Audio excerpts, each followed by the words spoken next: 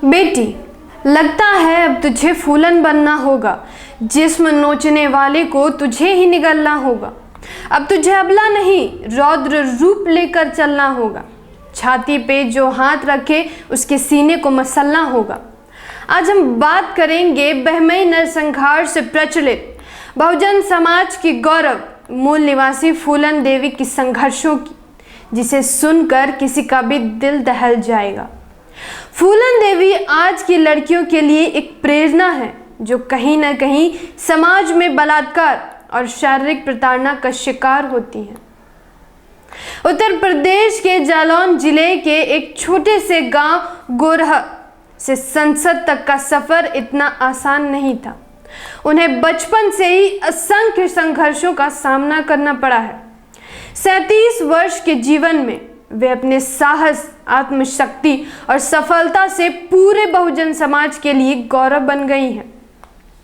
10 अगस्त 1963 में जन्मी फूलन की शादी 11 वर्ष की उम्र में ही उनसे 3 गुने अधिक उम्र वाले व्यक्ति से करा दी गई। जब पति मारपीट करने लगा तो घर छोड़कर भाग गई। वापस गई तो पता चला कि पति ने दूसरी शादी कर ली थी।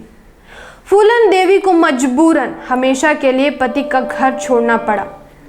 बचपन से गुस्सैल और अन्याय न सहने वाली फूलन देवी पुलिस के साजिशों का शिकार होने के बाद वह डाकुओं के समूह से जुड़ी और उनके साथ उठने बैठने लगी, जिसके बाद इस समूह की मुखिया बन बैठी।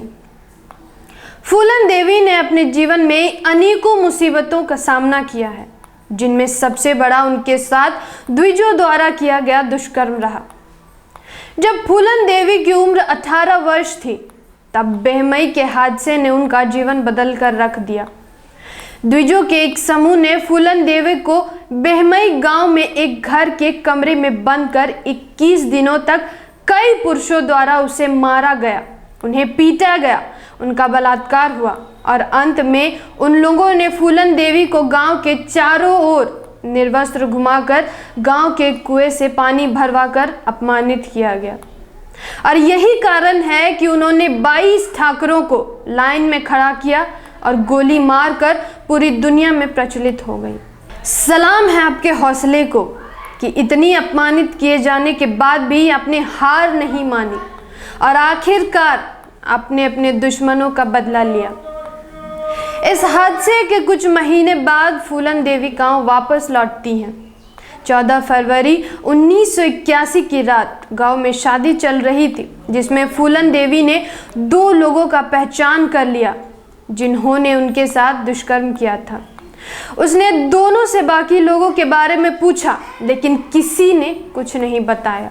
तभी बदले की आग में जल रही फूलन देवी ने गांव के 22 द्विज ठाकुरों को निकालकर एक लाइन में खड़ा किया और गोली मारकर अपने बदले की आग को ठंडा किया, जिसके बाद वह बड़े बड़े नेताओं की नजर में आ गई।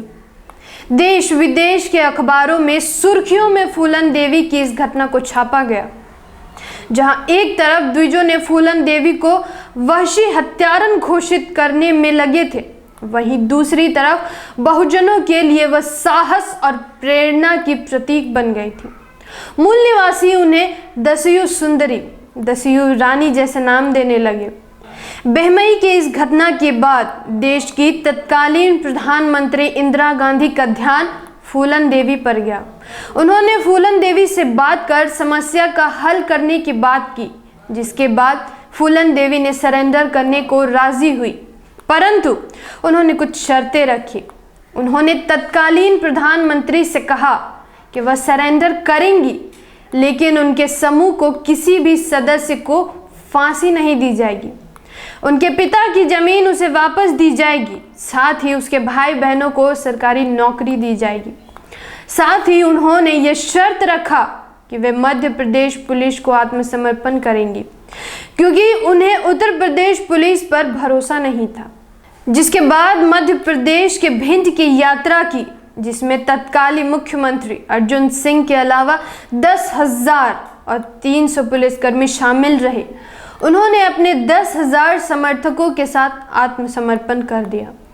बिना मुकदमा चलाए 11 साल तक जेल में सजा काटने के बाद 1994 में वो बाहर निकली, क्योंकि उस समय देश के SC, ST और OBC के लोग फूलन देवी की रिहाई के लिए लगातार आंदोलन कर रहे थे।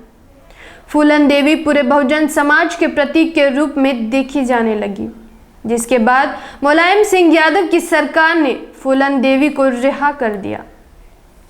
फूलन देवी ने अपने रिहाई के बाद बौद्ध धर्म को अपना लिया, जिसके बाद 1996 में उत्तर प्रदेश के मिर्जापुर सीट से लोकसभा चुनाव लड़ी और जीतकर वह संसद तक पहुंची, जिसके बाद एक साजिश के तहत 25 जुलाई 2001 को दिल्ली में उनके आवास पर फूलन देवी की हत्या कर दी गई। यह हत्या शेर सिंह द्वारा किया गया, जो देश के सबसे सुरक्षित जेल तिहाड़ जेल से फर्जी तरीके से जमानत पर रिहा होने में कामयाब हुआ था और फूलन देवी को गोली मारकर फरार हो गया। हालांकि बाद में दिल्ली पुलिस ने उसे गिरफ्तार कर लिया। कई लोग फूलन देवी की हत्या को राजनीतिक साजिश मानते हैं, नहीं तो देश के सबसे सुरक्षित माने जाने वाले तिहाड़ जेल से फर्जी तरीके से निकलना और मकसद में कामयाब होने के बाद पुनः पकड़ लेना वाकई अविश्वसनीय है। फूलन देवी सिर्फ शोषित वर्ग की ही नहीं, बल्कि महिला वर्ग के लिए भी एक प्रेरणा स्रोत है, जिसने अपने अपमान का बदला लेने के लिए 22 ठाकुरों को लाइन में खड़ा करके गोली मार दी थी। फूलन देवी का जीवन हमारे समाज की स्त्री और शोषित पिछड़ों के प्रति अच्छी मानसिकता का भी जीता जागता उदाहरण है। भारत में जातीय भेदभाव किस तरह व्यापक रूप से दैनिक जीवन में फैला है, यह जानना हो तो फूलन देवी की जीवन यात्रा एक अनुपम उदाहरण है। यह कटु सत्य है कि जितनी भी लड़कियों और महिलाओं के साथ बलात्कार होता है, वह सभी लगभग 98% मूल निवासी समाज SC, ST, OBC व धर्म परिवर्तित की ही होती हैं। संपूर्ण भारत में जितने भी बलात्कार होते हैं, उनमें से यदि केवल 2% ने भी फूलन देवी को अपना आदर्श मानकर उनकी भांति कार्य अंजाम दिया होता, तो 98% बलात्कार होना बंद हो जाता। विश्व इतिहास की श्रेष्ठ विद्रोही महिला की ग्लोबल लिस्ट बनाते हुए दुनिया की सबसे बड़ी पत्रिका टाइम मैगजीन ने फूलन देवी को 4थे नंबर पर रखा है। इस लिस्ट में कुल 16 नाम हैं, जिनमें भारत से वे अकेली ही इस लिस्ट में हैं।